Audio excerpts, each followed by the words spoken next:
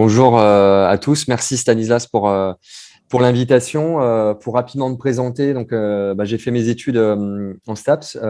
en partie à Strasbourg pour une licence, en master à Lyon, là où j'ai eu le CAPEPS externe dans un premier temps. Et ensuite, j'ai eu l'agrégation externe à Créteil lorsque j'ai été muté dans la région parisienne et notamment en Seine-Saint-Denis. Et j'ai été donc 10 ans enseignant d'EPS en établissement scolaire et notamment en lycée professionnel. Et depuis 5 ans, en fait, là, je suis enseignant à plein temps au STAPS de Créteil,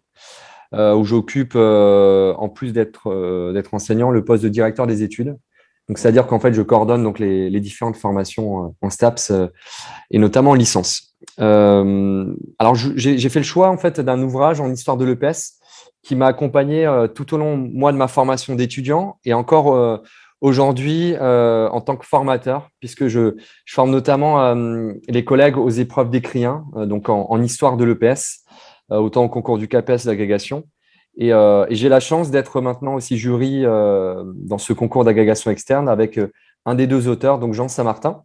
Donc l'ouvrage que je vous montre là à l'écran, c'est un ouvrage qui pour moi est assez emblématique, je dirais, pour toute une génération, je dirais, d'étudiants et maintenant d'enseignants d'EPS. Donc c'est l'ouvrage de Michael Attali et Jean Saint-Martin, l'éducation physique de 1945 à nos jours, et donc ces étapes et les étapes d'une démocratisation.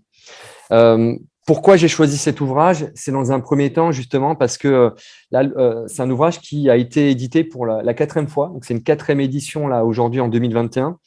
Et sa première édition, elle date de 2004. Donc pour moi, véritablement, ça montre aussi, je dirais, l'intérêt de cet ouvrage depuis maintenant presque 20 ans sur l'évolution donc d'une discipline, l'EPS.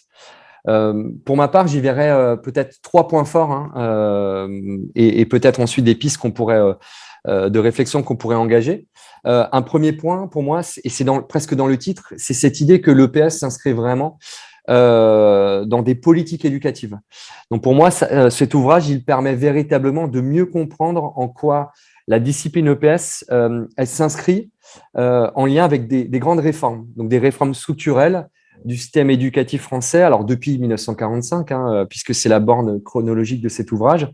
depuis donc notamment le plan Langevin-Wallon, les réformes Berthoin, jusqu'à aujourd'hui, donc les grandes lois d'orientation, la loi Peillon ou encore évidemment la loi Blanquer en 2019.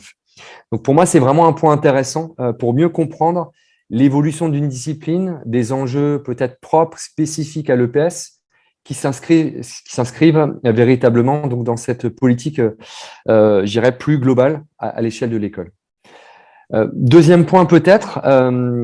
j'y vois depuis sa première édition en 2004, je dirais des éclairages très précis, très riches sur les discours d'acteurs, alors d'acteurs internes peut-être au champ de l'EPS, mais aussi des acteurs externes, des acteurs politiques, qui permettent peut-être de mieux comprendre ce qui se fait réellement, je dirais, sur le terrain, donc à travers donc, des pratiques pédagogiques, des pratiques réelles des enseignants d'EPS. Donc pour moi, je pense que autant pour l'étudiant que pour le formateur que je suis, ça permet véritablement cet ouvrage donc de mieux comprendre la pluralité des pratiques des enseignants, comment ils interprètent ou réinterprètent, je dirais, des textes officiels, comment s'affrontent aussi évidemment des débats, et des débats qui encore aujourd'hui, je pense, montrent bien en quoi l'identité de la discipline est vraiment un processus en histoire qui est complexe et qui est peut-être encore inachevé, encore aujourd'hui, je pense, en 2022. On voit que depuis ces réformes de démocratisation autour de la massification notamment,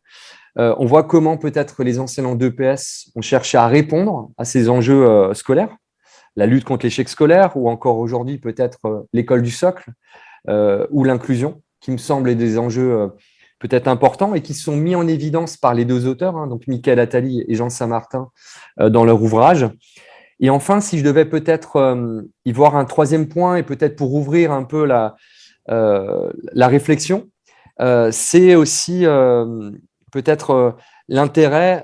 et ce que montre l'ouvrage, c'est comment l'EPS et ses enseignants ont cherché sur l'ensemble de la période et de la chronologie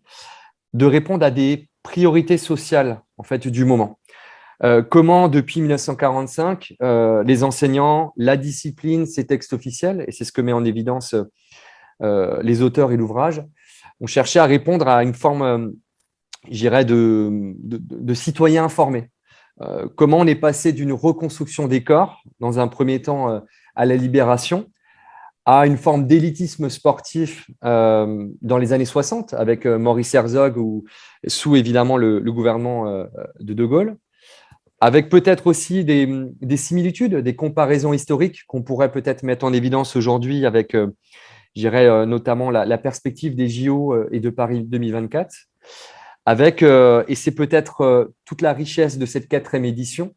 je dirais une actualisation aussi des enjeux propres à l'EPS et à la société, puisque cette quatrième édition montre comment l'EPS cherche encore aujourd'hui à répondre à certains enjeux, certaines priorités, comme la crise sanitaire que nous vivons encore aujourd'hui. Je vous ai parlé des JO Paris 2024, ou tout simplement l'intégration de loisirs, la prise en compte de pratiques sportives des jeunes. Et c'est ce qui est mis en évidence, il me semble, vraiment dans cette quatrième édition, qui est évidemment une réactualisation des précédentes versions. Alors, en approfondissement, pour avoir lu notamment cette quatrième édition, je pense que, et c'est peut-être l'intérêt d'un futur ouvrage pour ces auteurs et d'une nouvelle édition, je pense que ça mériterait aussi de poursuivre, je dirais, des éléments de réflexion autour justement de ces enjeux très actuels, puisque évidemment ici on est dans une histoire très contemporaine, puisqu'on est en train de vivre le contexte actuel, et je pense qu'il y a tout intérêt effectivement à poursuivre cette réflexion pour les auteurs autour certes de la crise sanitaire, mais peut-être d'autant plus sur cette perspective des JO Paris 2024. Pour finir, peut-être, j'aimerais justement remercier Stanislas sur cette perspective. J'aimerais aussi évidemment remercier, donc je remonte l'ouvrage, j'aimerais remercier donc les deux auteurs, Michael Attali et Jean Saint-Martin, qui sont pour moi maintenant deux collègues, mais avant tout des historiens qui marquent et ont marqué, je dirais, la discipline EPS et ses enseignants maintenant dans leur métier et dans leur formation. Donc, merci encore à tous. Partagez, commentez, abonnez-vous, car enseigner, c'est répéter.